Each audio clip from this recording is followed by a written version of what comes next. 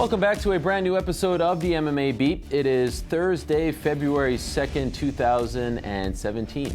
Hello again, everyone. I'm ARIEL, HELWANI, back inside our New York City studio. Also back, it's the A-Team. Had to really beg them to come in this week. A little lazy, but here they are for the second straight week. Very exciting stuff. All right, you know this guy. He is Luke Thomas of SiriusXM and MMAfighting.com. That is the man in the hat, Chuck Mindenhall of MMAfighting.com. And that is the man in the shirt, Jeff Wagenheim of the Washington Post. You know what, guys? I always like to say that, oh, it's such a busy time in the world of MMA, but news-wise, it's kind of quiet these days, right? It's a little quiet. There's still some interesting things going on, and we'll be talking about them. I want to start with our old pal, Conor McGregor. And, of course, I did that interview with him on Saturday in Manchester. And here's what I wanted to ask you guys. When he put out that Instagram post beforehand, F this, F that, F the UFC, F boxing, F WWE, I think a lot of people thought, wow, this is going to be a very contentious Conor McGregor, a very adversarial Conor McGregor. To me, the biggest takeaway from what he said was, you know, just how friendly he was towards the UFC, this olive branch that he was almost extending towards Dana White, saying, you know what, I don't really need to meet with them anymore, Patrick Whitesell and Ari Emanuel. I don't really need the shares. I want to do business with them. We've done good business together. Were you surprised by the change in his tune? I didn't quite see it as not adversarial. Okay. Now, maybe on those grounds it wasn't adversarial, but like, let's go through the list here. He was vicious towards Nate Diaz, partly for show, I'm sure, but he was vicious. He said horrible things about Floyd.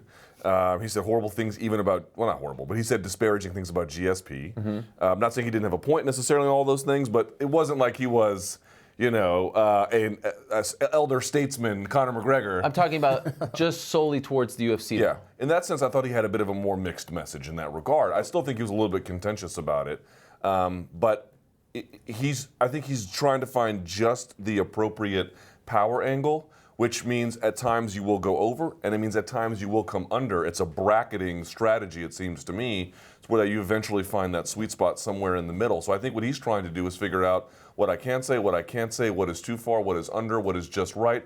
And I think he wants to play all the different levels at different intervals with different mediums. He just strikes me as a rock star in his prime. I mean, he's having a kick out of it, you know what I mean? I see him on that stage, and you can just tell he just soaks it up. For everything that Ronda Rousey, and he was very complimentary towards her as well, obviously, but for everything that Ronda Rousey alighted to within that spotlight and didn't want it anymore, you know, as soon as it started to turn on her and she didn't like it, I feel like he's just the opposite. And you see him in situations like this and you think, this guy just, he knew and projected himself into this spot like he's been there his whole life. I mean, it's just an amazing adjustment. It really occurred to me watching this, just where he's at, you know, as a guy. Like, he can tweet something, or he can put that on his Instagram, and all it does is make you think, like, what is he going to do now? And that's where I was on it. I wasn't necessarily thinking he was going to go off, because he does a little bait and switch, you know, things here and there, and he knows how to draw people in. But I was like, you'd almost expect no less, you know what I'm saying? Like, I feel like I don't know, there's a blowhard element to what he does, but it's so wrapped up in his sincerity and his, like, in how he approaches things that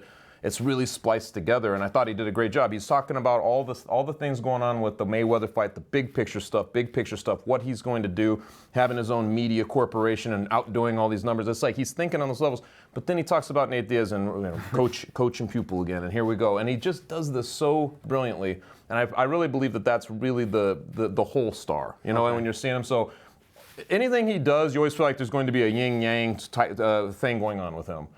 Yeah, well, think about watching a Conor McGregor fight. What does he do? He attacks the legs, he attacks the head, he comes at you from all different angles when he's fighting. And outside the cage, he's the same way. As Luke was pointing out, you know, sometimes he comes at you hard, sometimes he comes at you a little bit softer. And it kind of, what does it do to his opponents in the cage? It kind of gets them off balance. They don't quite know which way to defend. Well, what does he do into the UFC? At 1 second, they're being attacked in an Instagram post, and then he's talking in a much more conciliatory manner. I mean, he wants to do business. There's no question about that. He needs the UFC, you know, whether he wants to acknowledge it or not, about the whole thing that Floyd saying, well, you have a boss. Well, he doesn't necessarily have a boss, but he does have somebody who controls him, unless he can prove in a court of law that he's free to go do it himself. He does need the UFC to kind of play along with him, and so he's going to go at them all the different ways he can. And I agree. It's like there's a brilliance to it, and there's a realness to it. You know, even though you know he's coming at things with a lot of different angles, it doesn't feel manufactured. And I walked away, or I listened to him talk, and talking about a fight that really should not be competitive in the least. And I thought, geez, there's no way this guy can outbox Floyd Mayweather. But I'm not gonna ever say never when it comes to Conor McGregor, because he has such a self-belief. Here's the only thing I would just caution, very mildly, and I do mean, I emphasize that word, because I feel like it'd be very foolish to say, oh, Conor McGregor is going to make a misstep and this will all blow up in his face.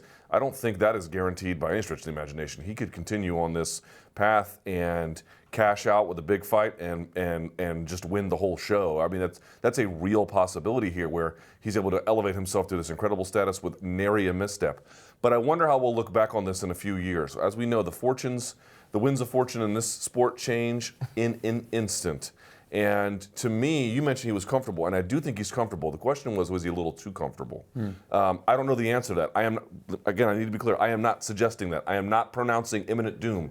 Far from it. I just think we need to sit back and say, he looked to me like a guy who had recognized he had made all the right decisions to put himself in that place, and he was owning it, and that's absolutely his right. The question is, if he doesn't keep this up, what are the costs going to be? Because I feel like the way in which he's gone about things, if they go poorly, and again, there's no guarantee they will, I think everyone and their brother is going to draw the knives out on the way down.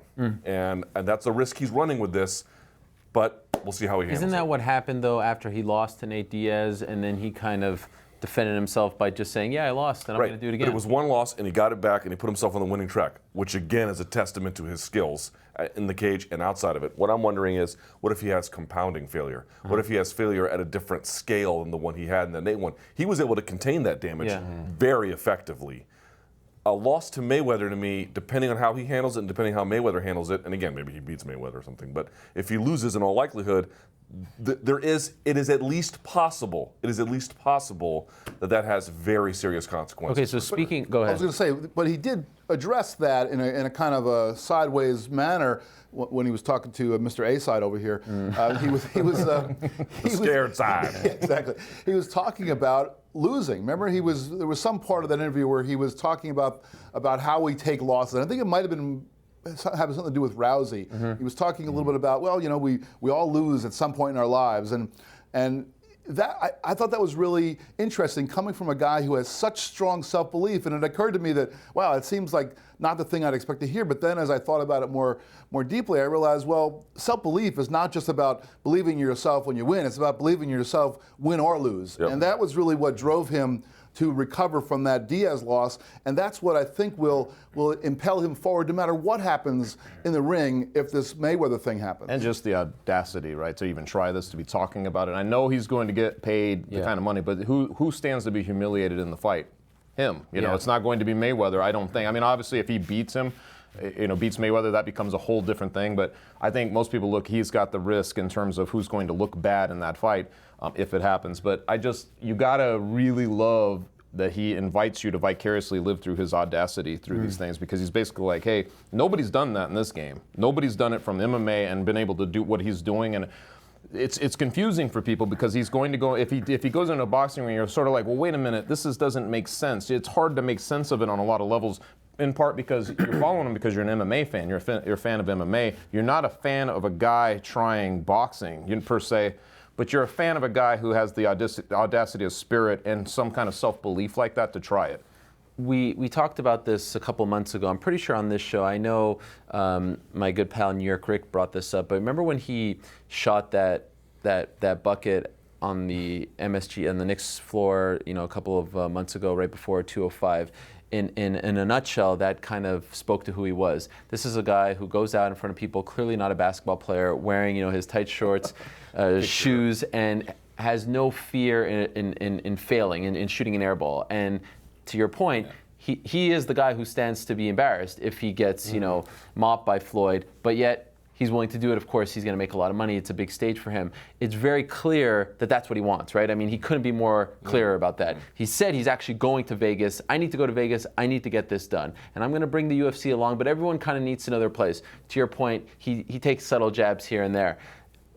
Does it feel to you guys like right now, when you hear him say that, when you hear Floyd say what he says right afterwards, and then you hear what Dana White says, there's a better chance of me backing up Brady at the Super Bowl. Does it feel like right now the biggest stumbling block is the UFC? 100%. Yeah. I mean, not just that, saying if he goes down that road with us, it's going to be an epic fall. Not a fall, not a challenge, not a contest, an epic fall. Now that, of course, is the same kind of bravado that Conor exudes. So, you know, he's playing a game as well. But the UFC, man, they are many things, but unprepared for contingencies is typically not one of them. They likely have a strategy in place with, I think, probably several elements to this, that if Conor McGregor tries, they are going to rain down the gods of artillery upon him.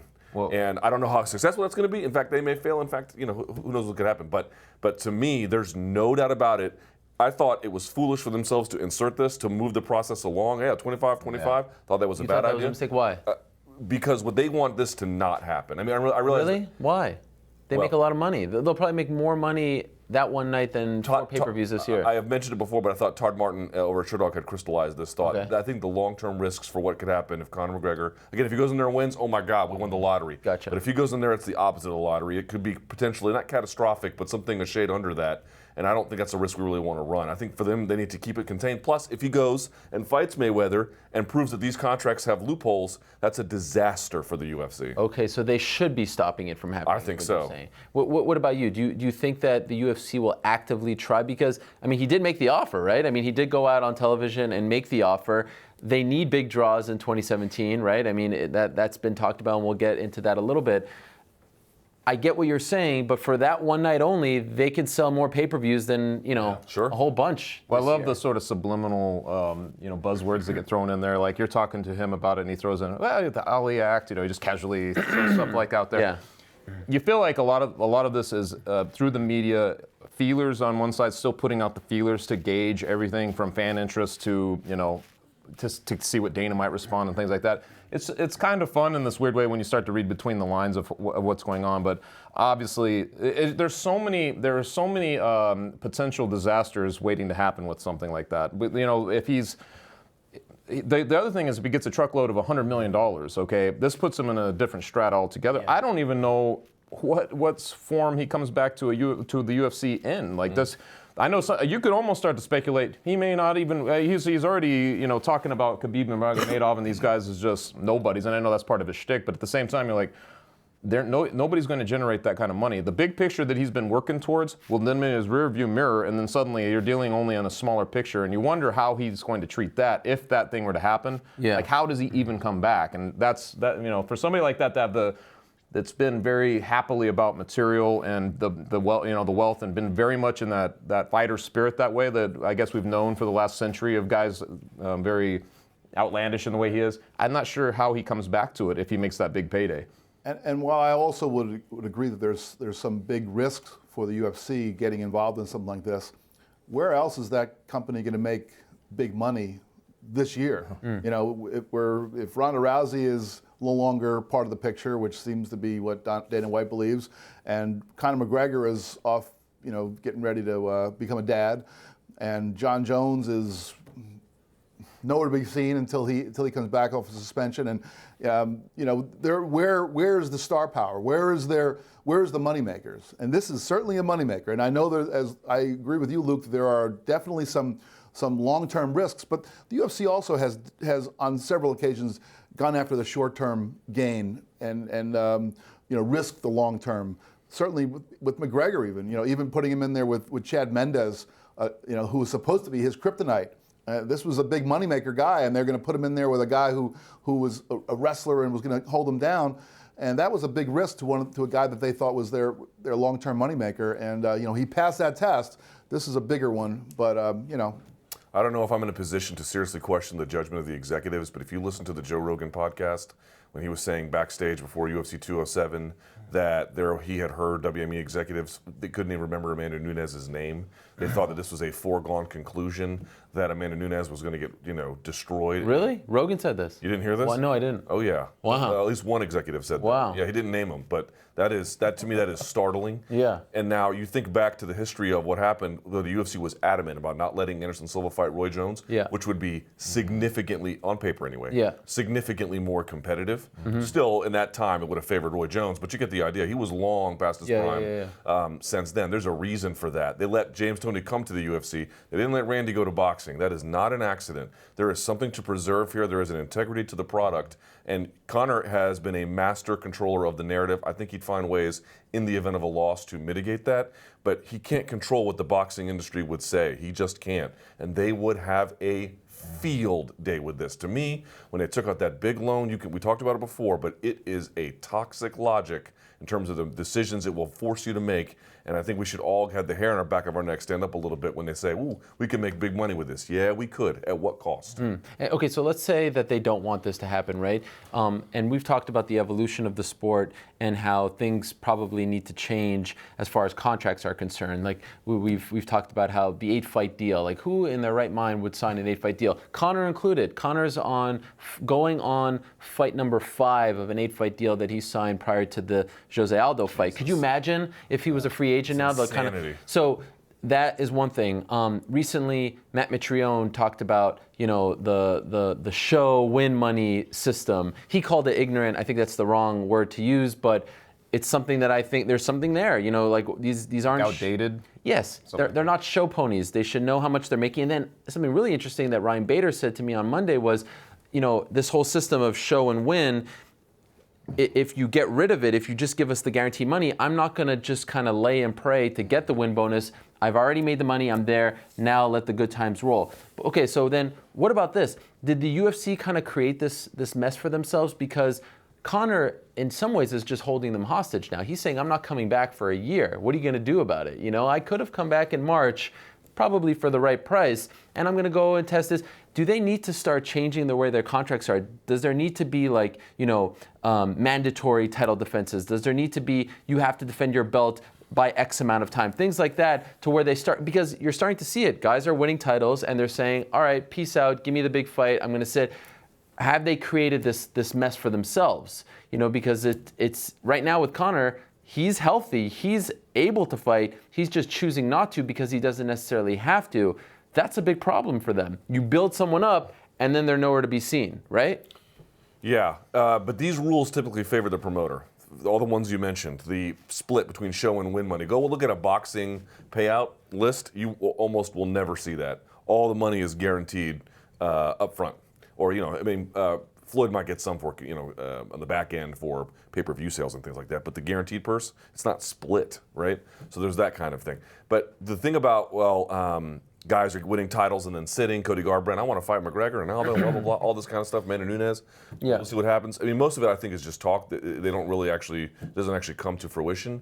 But these rules, yes, the fighters are kind of turning the tables a little bit on the UFC, but ultimately, what does it really amount to? They only really act on it when it's in their interest. And by that I mean the UFC, when they can both mutually gain on that. There's a 1% that can cash in on this. And they can arm twist, and they do arm twist. But the rest of it, I feel like they're trying to copycat to a very negligible effect. Do you feel like the UFC, there was something interesting that Dana White said at that press conference. He said, we're going to put a stop to this moving around stuff. Someone asked him about Amanda. And it seemed like, first of all, the fact that he showed up, I thought, was very interesting. Super interesting. Right? He showed up. I felt like he was almost begging someone to ask him about the Conor stuff, right? He wasn't there to talk about Shevchenko. He was busy on Instagram, too. He was busy. What was he doing? Like, watch me on Instagram, and it was just him looking at the screen. It was a little bit weird. Did I mishear this? Did he not say something like Nunes needs to defend her title first? Yeah. Well, because someone just done. Well, no, because someone was asking, like, how about, the 135-pound champion Nunes fights the 145-pound champion. He's like, no, we're putting a stop to all this jumping around. Nunes will fight Shevchenko. And that felt like another message to everyone saying, like, okay, the days of you guys thinking you're getting money fights because of winning the belt, I found was very interesting. Can they enforce this? It is interesting, and I feel like when you look at Conor McGregor specifically, I feel like he has been the galvanizing force in so many different ways of people examining how to handle their careers. I mean, there's just no other way around it, because he's now doing stuff that we're talking about, like, are they going to have to because of him? I mean, I feel like everybody is started to call out big names and a big fight because he's done it. You know, he's proven that it works, and people will get behind it on some level at some point anyway. You know, it's just, I feel like this year coming up will be a big one for the UFC in a lot of ways, because they're going to have to figure out a lot of new elements that he's added to it. And I feel, you know, all these interim belts, all these things that are going on, if he's really not going to be back this year, you can't even call Nurmagomedov's fight coming up an interim title. You just got to call it a title fight, don't you? I mean, all these things, all the complications that he's added make you think these things through, and it also gives these fighters something to think about in terms of what they haven't been doing. He's really galvanized. I know we talk about unions, we talk about that. I feel like so much of what he's done is really the spirit behind much of that, you know. And so it'll be interesting. I don't know the answer to it, but it'll be interesting to know to see if the UFC does start to add some other language. I mean, the contracts are already structured so much. Obviously, we know about this toward the promoter to begin with. Yeah. But I feel like, and so, you know, you feel like there's going to have to be some tweaks again, because it does get a little out of hand. You know, with the way that the titles have been. You know, the title hold. Somebody wins a belt in the way that they kind of deflect right away. I mean, McGregor has certainly changed the game, or the way the game is played. But, you know, think of the chant that his followers stole from Ricky Hatton's fan. You know, there's only one Conor McGregor, and that's true. There's all these other fighters, they want to do what Conor McGregor does and get the big money fight and not worry about a title defense, but get the biggest fight. But he's the one guy who can back that up, who can make that happen because of his drawing power.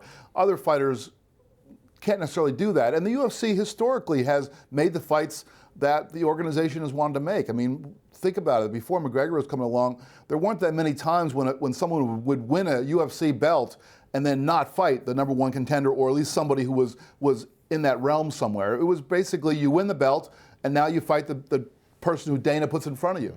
And I don't think it's that big of a deal for them to go back to that. Even with the Conor McGregor example sitting out there, I don't think other fighters, they might balk about it, but ultimately the UFC has matchmakers, and they can use the leverage of those championship belts and say, you're the champion, you want to keep that championship, you got to defend against that person or that person. Let me put you guys on the spot here. Again, if there is no Ronda this year or ever, if there's no Conor, if, as you said, John Jones is out for half the year, Brock Lesnar probably not coming back, the GSP situation is up in the air, who's the next big draw? Like, is there a guy or girl, is there someone out there that you think really has that it thing that they should get behind? It's interesting, I see them pushing, you know, Michelle Watterson now.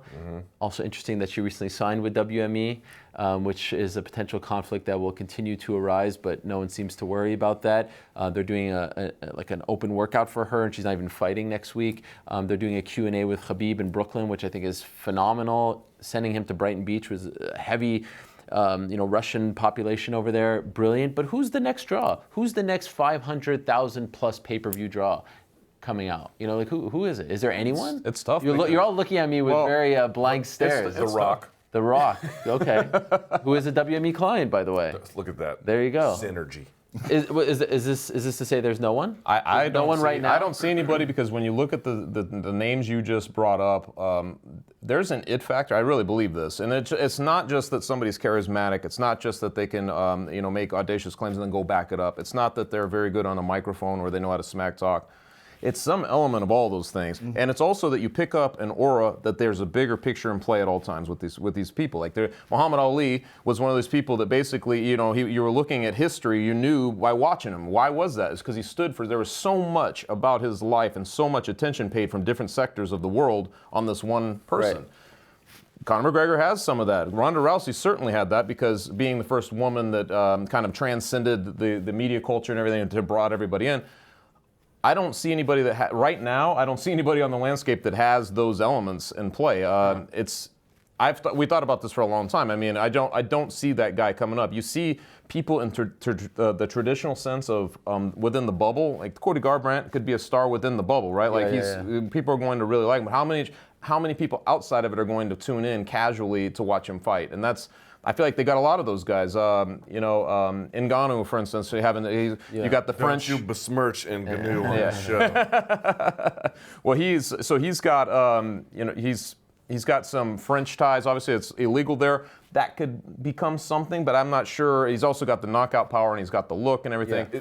It's just obvious. The first half of this year is going to suck. Yeah. There's no two ways about it. Business-wise? Look, there might be a couple of interesting events. Yeah. Fedor's fighting later this month. Sure. Who knows? That's an interesting thing to see, I suppose. We'll see what he does against Matt Mitrione. And Bellator might put together another Rory McDonald, or his first one, I should say, and bring him back. There might be a couple of other, surprise elements for the next up until July. But basically, up until July, it's going to be nubs. It's going to be nubs. And I think no, I'm serious. Like, we can't just manufacture up thin air. Maybe CM Punk is there, but he apparently turned down the Ultimate Fighter, or is not going to be on it, from what I understand. And on top of that, he got washed by Mickey Gall, so maybe he'll draw again, but not to your point. No. It's just that going to be that way. Not to mention, you're now in the the wake of, or where you want to look at Ronda Rousey and McGregor. These people set the bar for what we're talking about now pretty high. You get John Jones back, right? I'm not even sure if we'll consider him a star on the same level, or even close to it, or GSP if he comes back. I'm not sure, because they had so many more elements to them than just. He was Canadian and he was a dominant fighter, but now we've added so much more to these personalities. I'm not sure even those guys will be the kind of star we're talking about. Yeah, I was just going to say, I don't know that I see a face out there who is going to match any of these stars we've been talking about, but I think that the UFC has to think strategically and just move the pieces it has around in a smart way. Like, I think that they kind of passed up a really good opportunity this weekend. They've got an event in Houston, the site of the Super Bowl. Tons of media, non-MMA media is down there. And on a Saturday night, the day before the big game, all these people, could be drawn into something if they had a fight card that had something for them. And, a week from now, they've got the woman who smashed Ronda Rousey for the first one. Why would they have not switched those around and made it so that those people who are not MMA followers would say, hey, there's some reason to go to these fights, because how many of the non-MMA media and non-MMA fans even know either of the fighters that are headlining this week's card? I mean, a lot of fans who follow the sport, love the Korean Zombie, and the fact that he hasn't fought like 3.5 years, they're eager to see it. But if you're not a big fan of the sport, you need some kind of mainstream draw, and the person who beat Ronda Rousey, that would be some kind of mainstream draw. Not to mention, you have one of the owners starting a quarterback for the New England Patriots. Wow. I mean, you have the tie-in right there. Hear me out on this. We talk about Ronda and Conor missing. What are we going to do? It's not just Ronda and Conor are missing. The top 1% is gone. Yeah. So was the upper middle class. Like the UFC, it's not like we have two guys. Okay, so Conor and Ronda are basically guaranteed for $1 million buys and above, right? More or less. So they're gone. Which is an amazing feat, Which right? is ridiculous. It's unbelievable. But we'll look at the drop-off. The next one that's down is like 400,000, if right? that. Who's 4? Okay. Who's a guaranteed 4? When John comes back, I think it'll be. You think he's a guaranteed 4? Yeah, depending on the matchup. Yeah, depending on the matchup. But Ronda, Conor, guaranteed. boom. But here's my point. We're all talking like Ronda and Conor's gone, then there's this upper middle class. Yeah. There's no upper middle class. It goes right down to the middle again. So it's not merely that the very top are missing. The very top are missing, and then the whole sector of fighters who could be drawing 600,000-700,000, they don't exist either. I really think that the UFC needs to change the way they book these fights. So they come out with these schedules, and they're like, oh, we're going to Dallas on May 11th, right? We're going to Buffalo on April 8th. Why is Daniel Cormier fighting Rumble Johnson in Buffalo, New York? Why did Buffalo, New York at all? Well, please, Buffalo is a great city. Why are they trying to book Stipe Miocic versus JDS in Dallas, Texas? If you want to turn, remember when Conor fought Max Holloway in Boston, it was a nice story. He was on the undercard. It felt mildly big. But then his next fight, when they brought him in Dublin, he came across like a megastar, right? A superstar. When they went to Cleveland, you were there, right? Cleveland, Stipe, he came across at least in person, and I'm sure on television, like a megastar. Yeah. So you need to start, I think, booking. So, okay, we got this fight. We've got Daniel Cormier versus Rumble Johnson. Where's the best place in the world for this fight?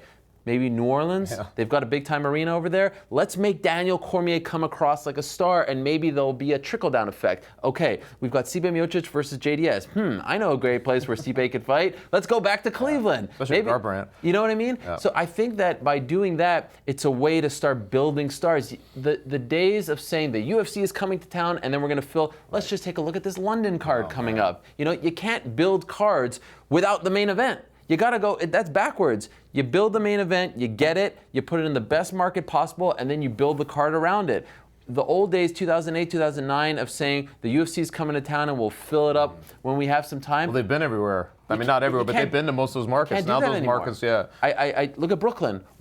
What connection to Brooklyn? Like, you have to have, you start, it doesn't make sense because these people aren't going to come across as superstars. You need that to then turn them into pay-per-view draws and draws who other people are going to want to start, paying tickets to watch, like in Vegas. To your point, the one that makes the most sense is the Nurmagomedov Q&A in Brighton Beach. That's exactly. That is the one where he will. Right? He will be. When I saw that, I was like, yes, more of this. He will be the king of the show. Yes, and you get those clips of him looking like a superstar. Why don't I really think they need to rethink their entire strategy. It's not like WWE is coming to Madison Square Garden, come see John Cena in action. They don't have that luxury because it's not the same guys touring all over the place. The UFC is not big enough now to just be like, we're coming to Houston, come see the Korean Zombie versus Dennis Bermudez. That's how they built their business. They built their business based upon we talk about star power. They built their business based upon the UFC being the star, and there was a time when it doesn't fly anymore. It doesn't, but that's what they've done. I mean, you talked about London. They had how long were the tickets on sale for London before they even announced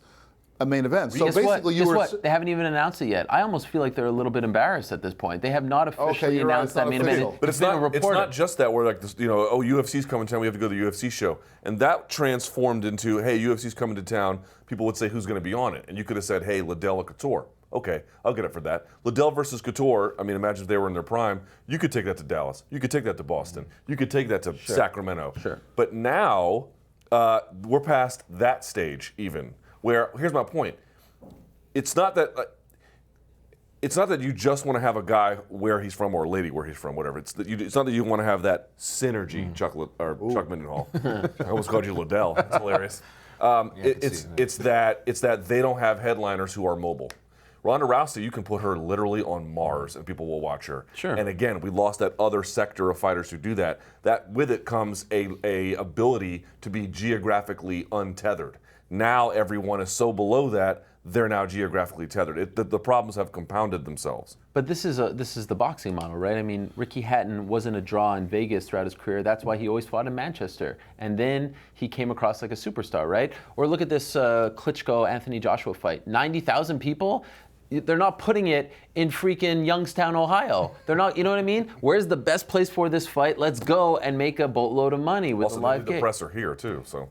I just feel like this idea of like, okay, we're gonna go to this town, this town, this town. It's old. It's old. It's outdated. It's old. They have. I mean, the Stipe Miocic one, like you mentioned, is that really was perfect. It was the eye opener for me of just how much that means because he's not a draw anywhere else. He's not a draw anywhere else. But yet that week it was like the Stipe show. Yes, it was like and he's not the most outspoken guy. He's not going to sell a fight in a traditional sense. All he had to do was show up, and the enthusiasm was built in everywhere he went. So I feel like especially these champions, because the belts are changing hands, they should be tailoring a little bit more that way. Just because I don't know, like Woodley, for instance, they always have to kind of pair him, or you're always looking at him and like St. Louis. tandem. Let's see what happens. Yeah, exactly. Right? St. Louis, which Bellator does with Michael Chandler. Yes. Who's not even really from St. Louis, but just wrestled at the University of Missouri. Yes. That's all it takes. He gets a huge pop there. I've been to those shows. Trust me, it works. And they come out with the arches in the background when he walks down the ramp. This is a home run. Well, how about last week, David Rickles? I mean, I'm not comparing him to Kansas City loves Rickles. But they sell out. They actually sell out that venue because of him. Son, when Brennan Ward is fighting there, it turns into Brennan Ward's arena. We're not reinventing the wheel here. I mean, this is not like some great idea, but I would just like to see them.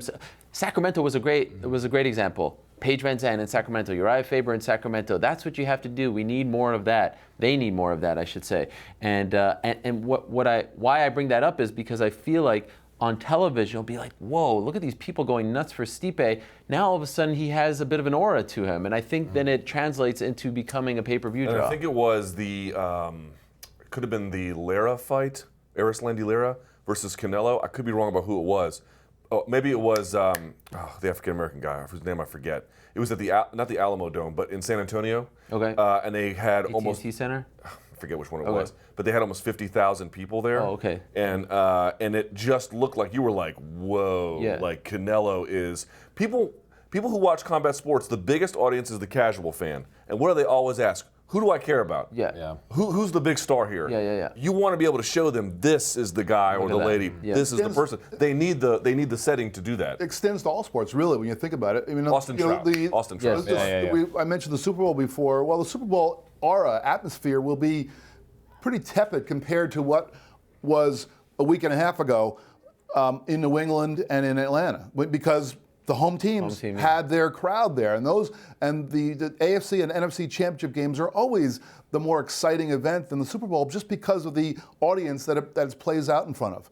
And so you could take that into the UFC and say, well, if you could take, put Stipe in Cleveland and put, whoever, put Uriah in Sacramento, and much better than switching it up. The same fighter. Uriah fought his previous fight in Cleveland, and he was just. I mean, he still gets a pop because he's Uriah favorite, but it was just so. And of course, you do have to populate the card with fighters. You can't always match every single guy. But I'm just up. saying, like, if he's fighting, no matter what, if he's fighting in Sacramento, he's going to. But even that 166 card. Speaking of Houston, did they have guys headlining it who were from Houston? I don't think they did, but they had a lot of Latino fighters, a lot of Chicano Americans on it, right? That's Kane, Gilbert, Diego, right? I think that naturally also dovetails. If you can't get a guy who's geographically from there, you can get a guy who shares sort of similar backgrounds with people who are from there. And to me, that part is missing as well. Maybe Dennis Bermudez is a big deal in Houston, Long Island's own. Maybe. Alexa Grasso is on the card, so that is smart. That helps co-main event. That's not bad. That is smart. Okay, let me ask you guys about Ryan Bader. So it seems like he's very close to signing with Bellator. Is this a good move for Bellator? Do you like this signing? I love this signing. Why? I don't think he changes the game. I certainly don't, but I think it's a big free agent acquisition. We've talked, of course, he's been on Spike and that kind of thing. They're building something over there with that light heavyweight division. That's another part to it. And look, everyone's like, Ryan Bader's so boring. Okay, in fairness, he can be. I have seen some fights of his that have not necessarily wowed me, both in winning and losing, but he also can be super exciting. He's striking a lot more than he used to. I think he's going to dominate people. That Bellator cage is a little bit smaller, a little bit harder to hide. And look what he did to Ilir Latifi. Look what he did to Nogueira. I mean, he's putting the beat down on people. And for me, if they match him right, which Coker I think can do, you can do a lot with that. Is matching him right, him versus Phil Davis, right off the bat? Because they did fight before, and that wasn't a great fight. Phil Davis in that equation is the one that you're like, ooh, I don't know. That's not. So, well, he's the champ, so it might be inevitable. He is the champ. Yeah. But I'm like, what I liked is what you were saying before, because I listened to that interview as well, and I thought when he said, hey man, if I'm not worrying about a win bonus, if I just know what my flat fee is, I'm going to fight an exciting style. That's what I'm going to do. And I felt like that's what he's going to get over there. So I feel like the things you're mentioning, where he's going to let his hands go, he's not going to try to wrestle guys just to pick up a victory, because he mentioned that. He said, there's times where you think, I have to win. I just have to win, so I'm going to wrestle this guy because I know I can win that way. Right. He's not going to think that way anymore. So then you're going to get, I think, that version of Bader.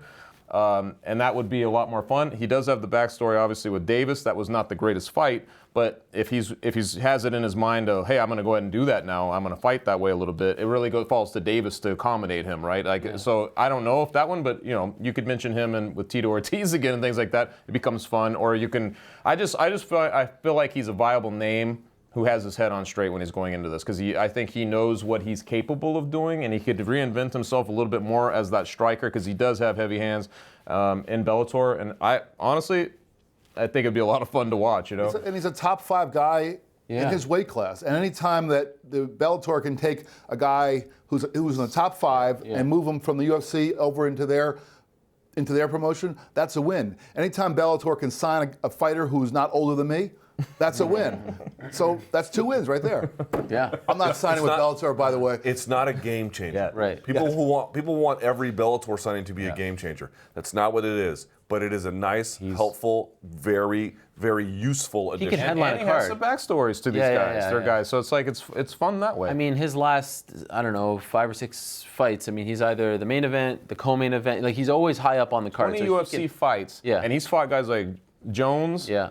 Jackson, Johnson, he's fought all those guys. Yeah. Never once has he headlined a pay-per-view. And that's kind of a crazy thing to have fought all those guys and he's never... He was close. Remember, he beat Rashad Evans Right, I at UFC know. 192, had the issue with Daniel Cormier. I couldn't help but feel his pain a little bit, though, because he's talking to you and you really start to think, you're like, wow, that's crazy. He has had 20 fights. Yeah. He did win the Ultimate Fighter. You know, he fought all these big names, but he's never really been given the push. You know, I feel like he was kind of more like in that Fitch territory. Like, you're sort of like, ah, what do we do with this guy? He's had some nice finishes. He's had some nice finishes, but of course, that's what I'm saying. So he was always an interesting case because you weren't sure which version you were going to see. Okay, so speaking of Rashad Evans, it came out this week that he'll be fighting Daniel Kelly.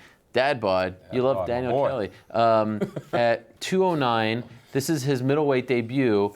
We know about the story. He wanted to fight in New York. They didn't license him. Wanted to fight in Toronto. Didn't license him. So Vegas is cool with him. Great to hear that he's in good health. We hope.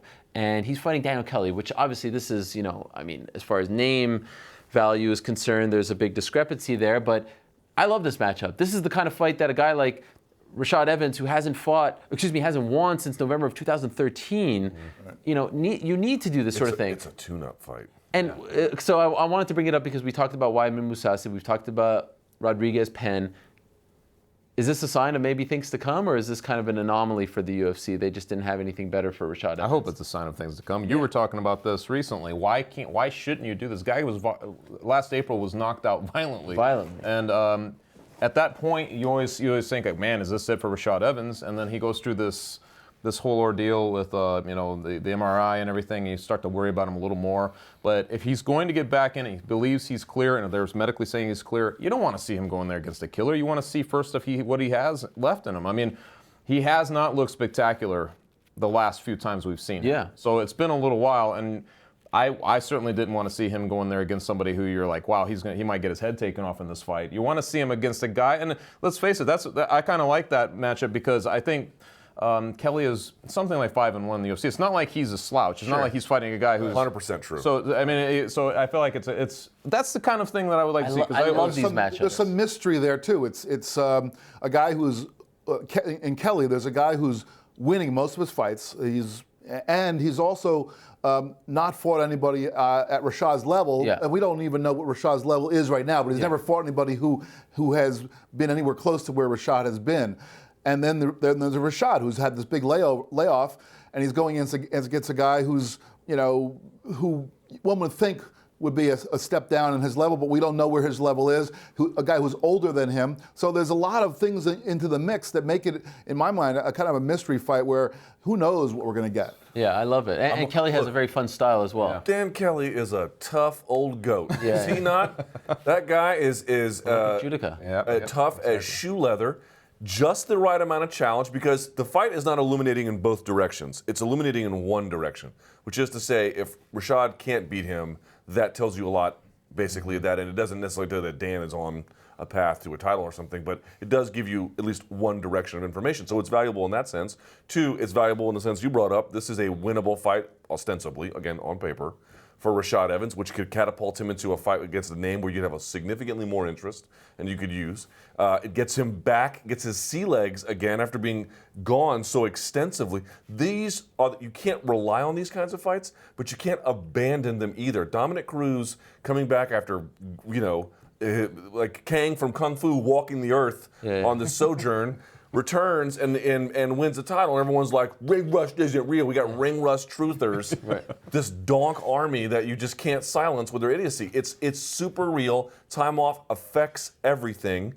This is the right call times 1,000. You couldn't have booked him and against anybody else, and it would have been more compelling anyway. It's like he's at a stage in his career where if you saw him going against a more named guy who is, you know, whatever, maybe a bigger threat to him, it's not like that fight would hold more to me than this one, it actually has intrigue because you understand this 39-year-old guy out in Australia is going to get a shot now against a guy just maybe once in his career against a brand name former champion. That's fun. It's fun. It's fun. I want to see more of this, and I hope. Look, I saw John Kavanagh tweet this after Ngannou knocked out Arlovski. There's a lesson to be learned here for the older fighters. Don't be, a part of a highlight reel for an up-and-coming star. And sometimes it's unavoidable, and especially in the heavyweight division where, there's not a lot of options out there. But, that's what the UFC wants to do. They want to build stars off of old stars, right? Ex-stars. That was what the Rodriguez-Penn fight was all about. For Evans, he's getting lucky here. He's kind of avoiding that situation, and I think it's... You know what? We need to take one moment here. Yeah. Credit to his team and to him for having the wherewithal that it's baby steps. It's okay. And it's okay, and it's not going to ruin the world. There's already 2 great fights at the top of that card. They'll carry the show. Do what's best for you. That is absolutely the right call. Let me ask you guys one more thing about Ronda Rousey. If this is it for her, if this is the way she goes out, we didn't really talk about the whole legacy stuff, after the Holm fight, after the Nunes fight. But does this change her legacy? Like when the going got tough, it's very rare to see someone lose early in their career and then essentially not come back, Right. Does this change the way we view her? Will it be different now? It ultimately doesn't subtract what she accomplished. That money is in the bank and it can't be withdrawn, if that makes sense. But I do think it changes her legacy, which is why it pains me a little bit to see this. Look, when GSP retired and when other fighters retire, I'm okay with him not coming back. When Fedor retired and came back, I was very much uneasy with it. I don't think we're obviously at the same stage with Rousey, but point being is when a fighter wants to go, I don't think you create obstacles for them. But I do have to say, I find this a little bit sad that she went out and the Clay Travises of the world got to bite at her on the way out. That makes me a little bit angry, to be honest, and that she went from 0, or I should say 60 to 0. And I don't think that this is the sum total of who she is. I think that she actually could be much more than this. Whether she wants it, of course, is the most important issue. But I just mean, if your accomplishment is, what did you do promotionally? What did you do in the cage? How did you affect the way people fight? She got all that. But it just feels like there's 200 pages in the book, and the first 100 are riveting, and then there's 100 pages of blank space, and that to me is ultimately very unsatisfying. And especially if there's no press conference, you don't even get if she just goes away like this. There's no real goodbye. It's a little. Weird. It is That's a how little it feels disappointing, to me too. right? Exactly what you just said. I mean, I've written about this. I've talked about it to the point where I feel like people are like, "Oh, you just, you're on to run." But to me, it's more of, I guess, a disappointment on that level because I wanted to see her exit the game the way she, not necessarily win, but if she loses, just still protect herself in that sense by talking and letting people know. Like all the people who really banned it, I felt like she had a bigger belief system globally, or whatever you want to say, than anybody. Like she just changed that many lives, got so many things going on, so many different eyes within the sport, and then just women in general, just in a sport like this, to bring that kind of attention to it all. And you just wanted to see her live on that same level as she exited. If this is it, I'd like to see something like that on that level, just to match it. Otherwise, it starts to feel like, wow, we just had the wrong idea the whole way. She was a great fighter, but we had the wrong idea about who she was as a person. I kind of think that it was her celebrity kind of defeated her ultimately because she did lose her 2 fights. There's no question about that, but it was kind of the mass. You kind of alluded to it. All the donks who are out there who just love to beat her down after she lost her fights, and because of that, because of the reaction that came down upon her, I kind of think in a way it's almost poetic justice that she just walks away without a final press conference, without giving us that closure that we all want. Because let her go off, and walk off into the sunset. Dana White said something about how she's going to go into some secluded area of the country and just live her life. And I think some of us kind of imagine that as her just going to her dark place. But maybe that's where her light is. Maybe that's the place where she needs to be, and she doesn't need. Maybe I don't think she was built for this celebrity the same way we talk about Conor McGregor. He's built for this. She never really felt comfortable with it. She felt she was comfortable as a front runner when everything was going beautifully for her. But clearly the attention was not something that she embraced, and so let her go. go. It does feel a little, undone. There's like this simmering feeling. Like even when this last fight, when Pena got armbarred, Yeah.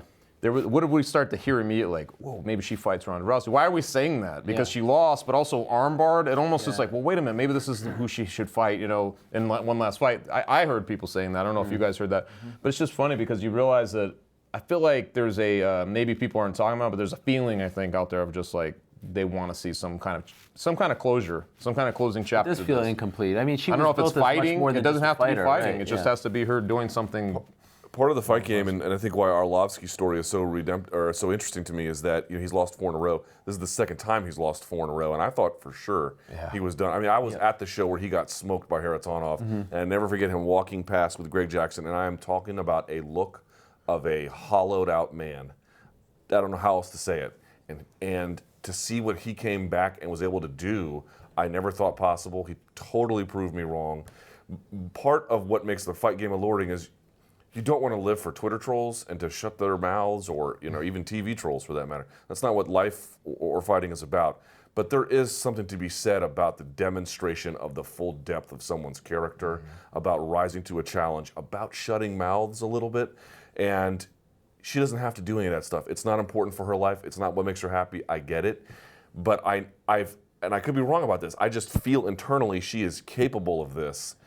And it just drives me crazy that we don't get to see it. That's what angers MMA media more than anything, is we followed her and we saw that depth of character on her way up and all the way through. We saw all of that, And she loses, and all these vultures from the national media come in basically and take shots at her without knowing any of that depth. And I feel like that's the gap right there. You're like, come on, you got to do something to shut them up a little bit, because that angers me to see, Skip Bayless or whoever making these comments when they don't know her depth of character like we do. On the one hand, you're kind of happy for her because, like, she wins in the sense that she doesn't have to fight for 20 years and get her, brains beaten in, and she's made a lot of money. So this is great. She fought for 5 years, go off and do something else.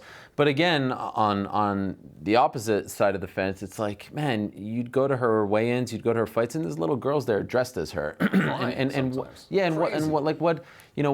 You just kind of wanted to see you.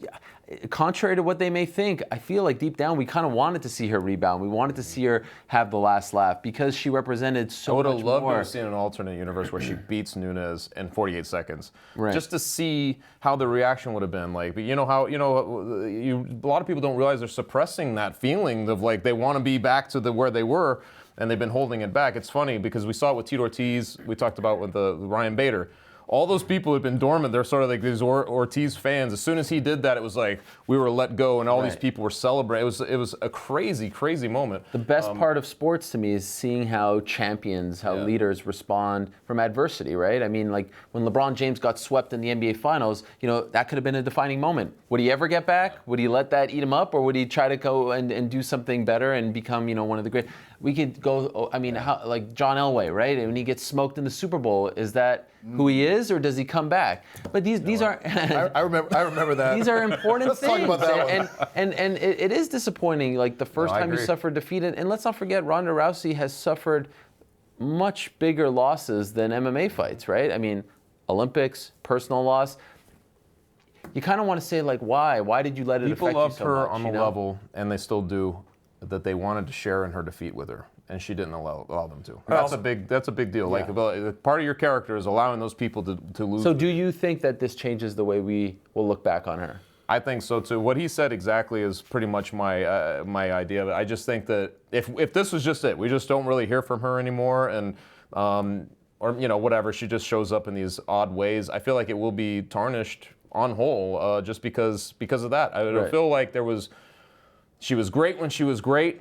She was perfect for the microphone. She did all these things, but as soon as she lost, some other character emerged.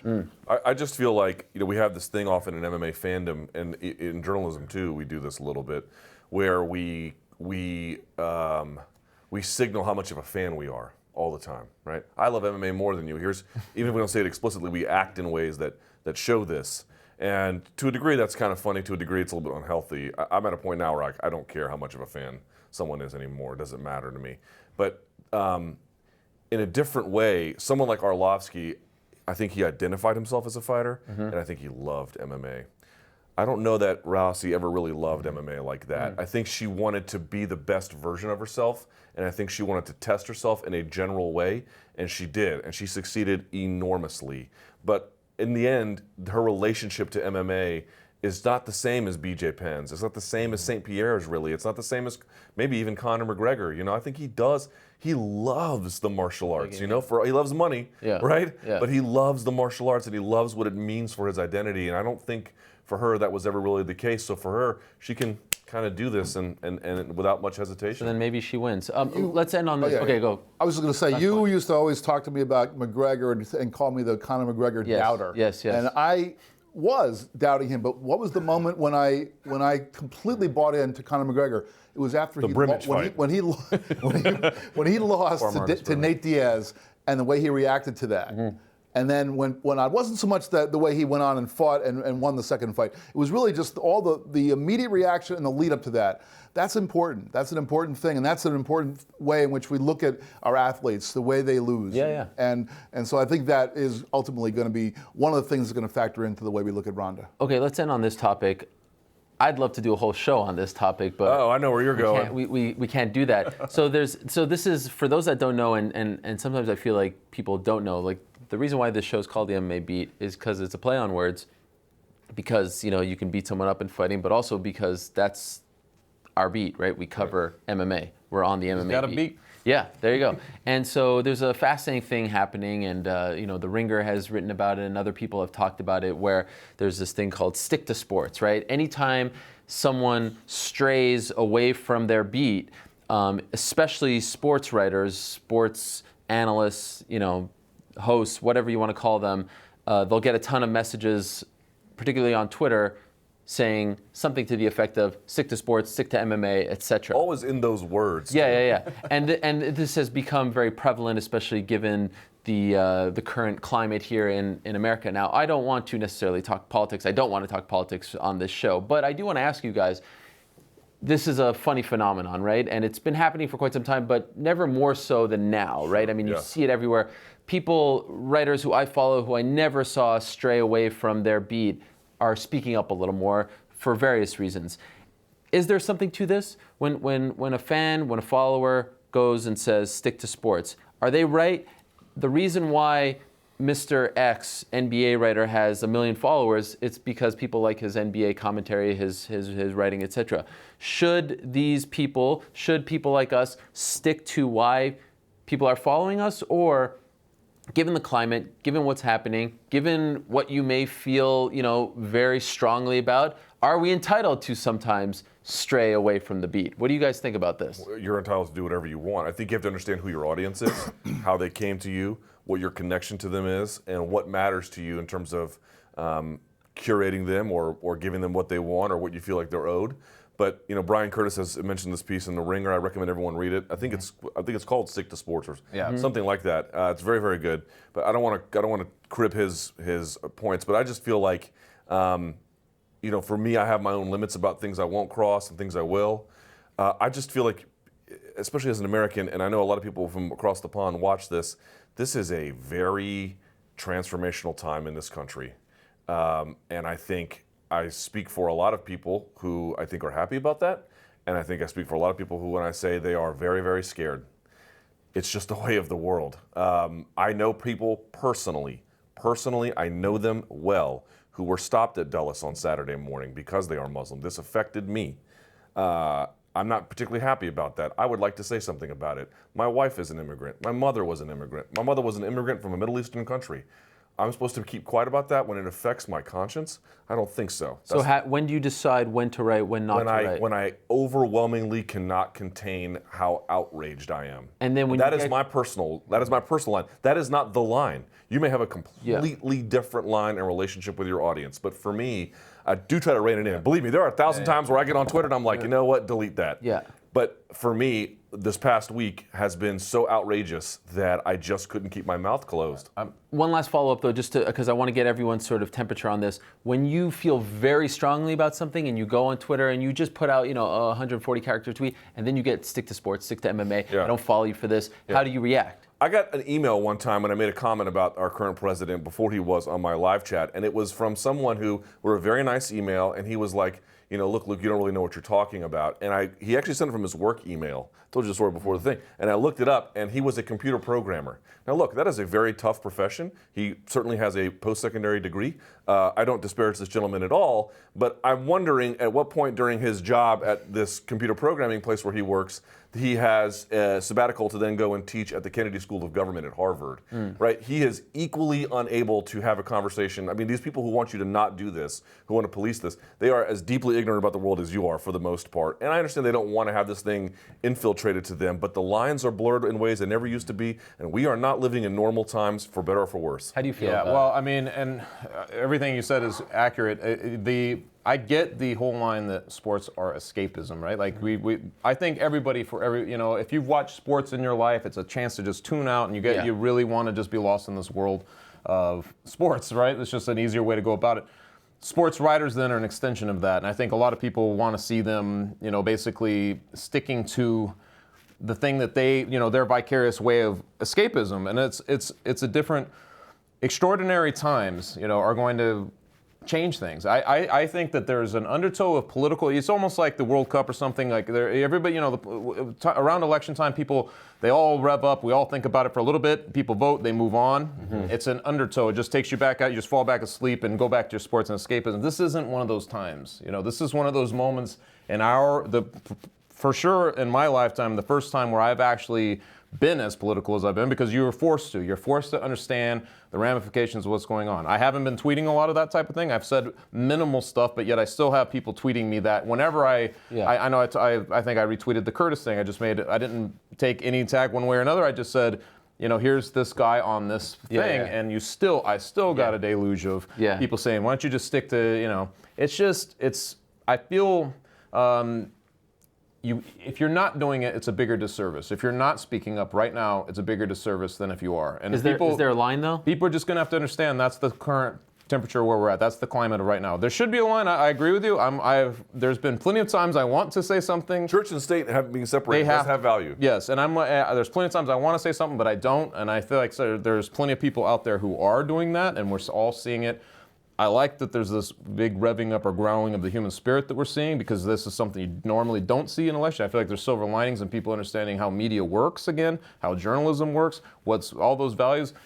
I want to talk about that stuff. I don't all the time, but I would love to talk about that stuff, because to me, that's what you start to cling to. That's what you start to say, like, well, hopefully you're getting some merit out of the back of this. At the same time, we're raising this. Whereas I don't want to keep quiet all the time about that. And if people don't want to if they don't want to see it, they don't have to. They can stop following you. But I feel like in times like this, you're perfectly entitled to. You should be saying something. That's my take on that.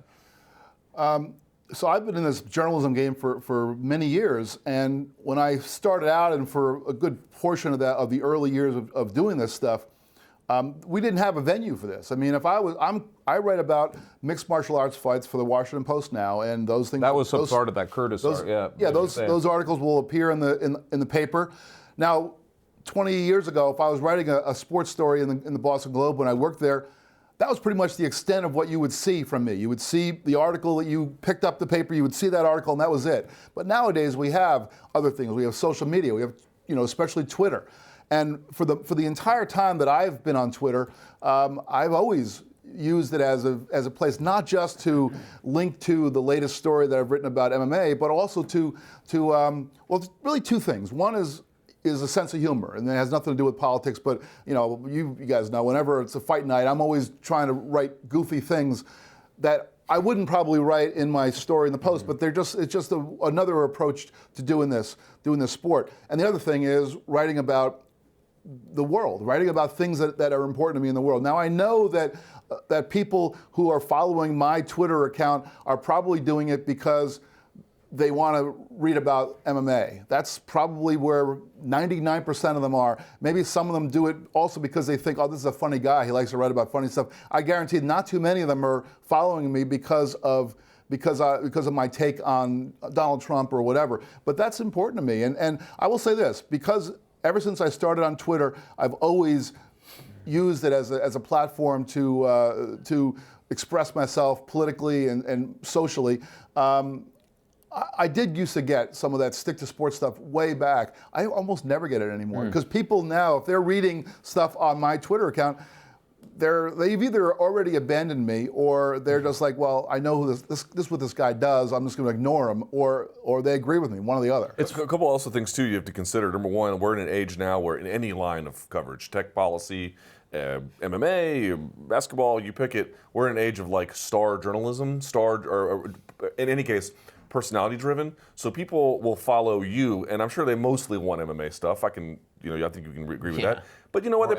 They probably like the Knicks stuff, especially the ones who are New Yorkers who are also fans of your MMA work and other parts of your life. Like they want to hear these things. They want to hear when you've had to a degree, right? To a degree. Do we have a responsibility though? If Yes. you have 500,000 followers on Twitter, the main reason the main reason why you got them is because no doubt about of your MMA there is work. some editing that goes involved, but it's also true when you had a baby girl, they wanted to congratulate you. Sure. And they want to know about those kinds of things. And certainly we can all draw and put up a firewall between that and politics. I'm just sort of pointing out, like when someone follows you on Twitter, yes, you have a responsibility to know your audience and what they want. But at the same time, they also want you to an extent. They want you. And also, I would just say very quickly, look, most journalists, I'll just pull the veil back here, are liberals. That's just a fact. But it creates an economy for people like Clay Travis, who is avowedly conservative and in your face about it. I wonder how many times he gets stick to sports. That's part of his identity. So a little bit of this is just backlash against sort of ideologically one side overwhelming and things. Twitter, I don't know how you guys feel about it, but Twitter for me it's funny because I do mostly stick to MMA, but that the platform shouldn't pigeonhole you into just a very specific kind of person. If people think that I'm just a guy who writes about mixed martial arts, they know just a fragment of what I am. Sure. It's just it's a little. I think that gets a little old at some point where you think like, well, if you have an ability to reach people on any level, or if you have something you want to say, where else are you going to say it where there's going to be people paying attention to you at all? Yeah. And I'm like, so to me, that's maybe your Twitter account or maybe your Facebook or something, but it's like you're going to want to say it on there just because there's more to you. You're not, sports people are still people. Like when I first started on Twitter, I was very, very conscious about like I can't tweet about anything else. These people have come to me for my MMA knowledge, news, analysis, whatever, and I cannot betray that trust, right? Mm-hmm. And then over time, it gets a little too hoity-toity. Like you want to just like let your hair down, so to speak. And actually, good things have happened by straying away a little bit. For example, I tweet about the Knicks sometimes. Sean Grandy, play-by-play guy for Bellator, wouldn't have known that I'm a Knicks fan. He invites me to go do the broadcast with him when the Celtics are in town. Yeah, must be nice. He came to DC. He didn't invite me on the Wizards broadcast. I'm just saying. But that was your choice. And that's the beauty of it. But I think there is a line. You can't go, like I've followed some NBA guys who I really like their work, but it's just constant. And you said something that's very important. Pablo Torre has gotten really bad about it too. Okay, so sports are an escape, right? This is now more than ever what some people need to forget about all that stuff. And so when they want to go see what, one of us has to say about the latest UFC, news, they don't want to see a bunch of, tweets about politics. I get that. I totally get that. One thing that I think fans need to recognize right now is a lot of what's going on as far as the White House is concerned actually deals with journalism. And we are all journalists, like this is what we do for a living. So I'm going to be very interested in journalist topics. Yesterday I tweeted something about the head of Reuters sending out a memo about how to cover the current climate. That to me is fascinating to read as a journalist, as someone who has a journalism degree. This is our world. This is what we do for a living. We're not just MMA guys, we're MMA journalists. And I think we take a lot of pride in that, or just journalists in general. And so I think that people, when you have the leader of the free world saying that media members are the opposition and we're the most dishonest people on earth. I mean, these are things like, wow, okay, now my ears start to perk up a little bit. So I think people have to recognize that it's become somewhat personal for just journalists in general, and they have to give us a little bit of leeway. The times have changed a little bit. I feel a great responsibility being that escape valve. When someone writes to me, I had the worst day, I was in the hospital, and I listened to your show, there is no greater honor. It is such a great compliment when someone says, like, I came home, I put you guys on while eating dinner. What a great, what a nice thing to hear, right? But you got to give us a little bit of leeway. Right now, it's an actual touchy topic. A lot of it is journalism. And I feel like that's not the only reason why we talk about it, but you can understand why we would be more interested, your favorite journalist, now more so than ever. And it's fun in my feed to stray from MMA occasionally and talk about a movie or yellow mustard or Guinness. But my life is not entirely frivolity.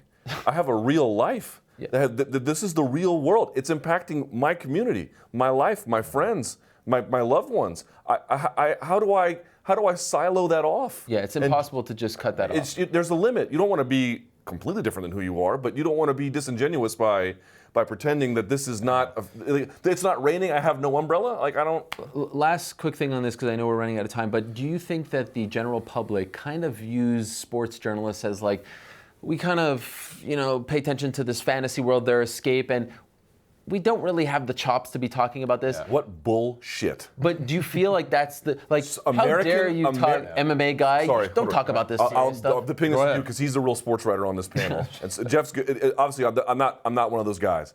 But American sports writing is perhaps the best writing in all of the country in the way it is most honest, in the way it tackles the most interesting subjects. It is absolute nonsense to say that sports can't touch this kind of thing. But do you think this is a real thing? Do you feel like people view sports writers at large and say, like, just stick to the fake, balls? This is unimportant stuff. Don't talk about the big boy stuff. Do you feel that? I worked for 24 years for the Boston Globe, and two things about that. Number one, the sports department carried that paper. That's a very prestigious paper, but the sports department is the place where the best writing was. However, within the office, we were known as the toy department. That is the traditional way in which newsrooms.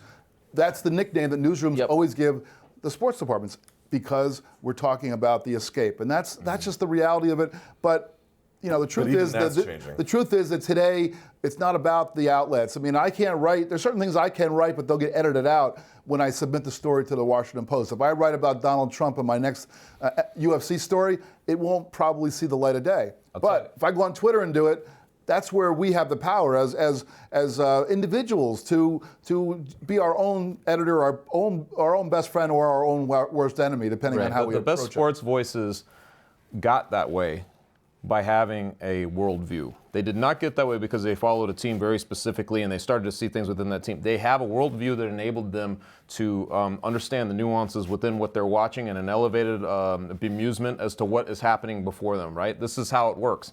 That doesn't change just because you're looking at the world versus sports. It works the same way. Your mind and how you communicate is going to be the same. You know what I'm saying? Yeah. So if you're a sports writer, it's BS, because you are seeing the world perhaps still from a unique angle, even on every issue as you would sports. It's just where you're at and where you're working is within sports. It doesn't change though. I believe probably any sports writer has a different passion that they could, write about. Like some of the best ones, AJ Liebling, for instance, he could write about boxing. He was an amazing, maybe the best boxing writer ever was, but he could also write about food equally, right. And he could write about politics equally. It wasn't like he had one thing he could do. The New Yorker used him for all of those things, and he was treated the same.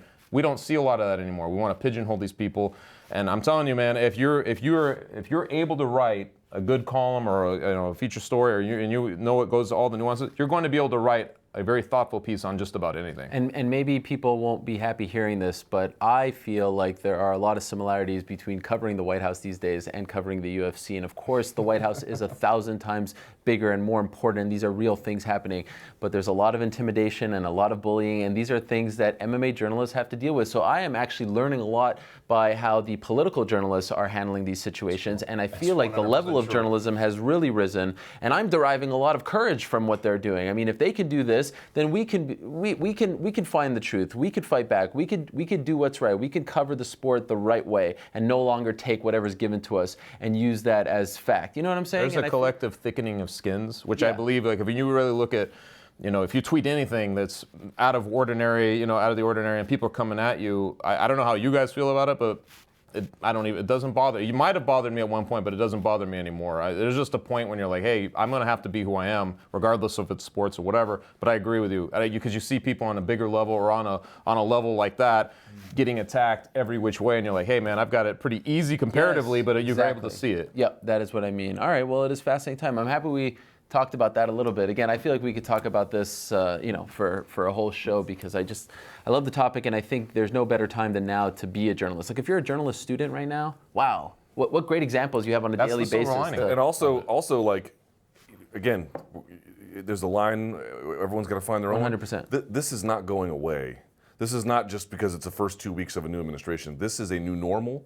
I don't know what exactly the normal is, but it's not going away. It's a new normal world. 1984, the book, is now the bestseller again. But a final note, I will say, and I think I could speak for all of us, we do take a lot of pride and pleasure in being your escape valve, in giving you 2 hours or an hour, or giving you that article to allow you to forget. Escapism for us, too, to watch the sport or to write about. Sure, but I think it's a very important role, and I think we're all very proud to be occupying that role. So anyhow, we are out of time. I appreciate everyone sticking around a little longer, especially the guys in the back who probably want to kill me because they want to go to lunch, and I can understand that. So we'll say goodbye. Thank you very much for watching another episode of The Beat. For Luke, Chuck, Jeff, I am Ariel. Again, thanks so much for watching, and enjoy the fights this weekend.